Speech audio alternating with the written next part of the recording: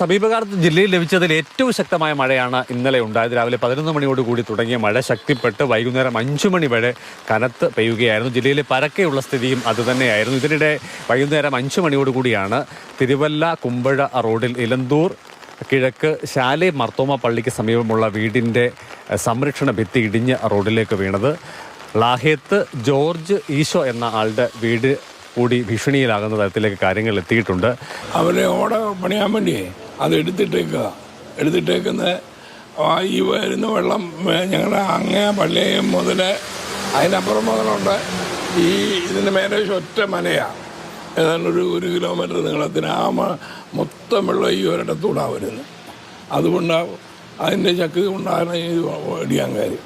മറ്റാർക്കും ഒരാപത്തും വന്നില്ലെന്നുള്ള സന്തോഷം മാത്രമുണ്ട്. അതിൻ്റെ കാര്യം ഒരു കൊല്ലം കൊണ്ട് ചെല്ലിയാന്ന് കൂട്ടുകാരൻ അവനെ ഇടിച്ച് അവനെ ആശുപത്രി കൊണ്ടുപോയിരിക്കാൻ പോകും. അതുണ്ടായില്ലെന്നുള്ള മഹാഭാഗ്യം ഓർത്ത് ദൈവത്തെ സ്തുതിക്കുക. ഇടിഞ്ഞു വീണ മതിലിന്റെ ഭാഗങ്ങൾ റോഡിലേക്കാണ് പതിച്ചത്. കല്ലും മണ്ണും ചെളിയുമൊക്കെ റോഡിലേക്ക് വന്നതിനെ തുടർന്ന് ആദ്യഘട്ടത്തിലെത്തിയ ചെറിയ വാഹനങ്ങൾക്ക് ഒരു നേരിയ തോതിലുള്ള ഗതാഗത തടസ്സം ഉണ്ടായിരുന്നു. ഗ്രാമപഞ്ചായത്ത് പ്രതിനിധി ഇടപെടുകയും PWD ഉദ്യോഗസ്ഥരുടെ ശ്രദ്ധയിലേക്ക് വിഷയം കൊണ്ടുവരികയുമാണ് ഉണ്ടായത്. അറിഞ്ഞ ഉടൻ തന്നെ AEയുമായി ബന്ധപ്പെട്ടു. ഉടനെ അതിൻ്റെ റോഡിൽ നിന്ന് മണ്ണ് നീക്കുന്നതിന് ആവശ്യമായ ക്രമീകരണങ്ങളാണ് തുടക്കം ചെയ്ത്. തുടർന്ന് ഫയർഫോഴ്സും പോലീസൊക്കെ എത്തി ഞൊടിയിടയിൽ തന്നെ ആ കാര്യങ്ങൾ പൂർത്തീകരിക്കാനായിട്ട് സാധിക്കും. എന്നാൽ ഇതൊരു ദുരന്ത മേഖലയാണ്.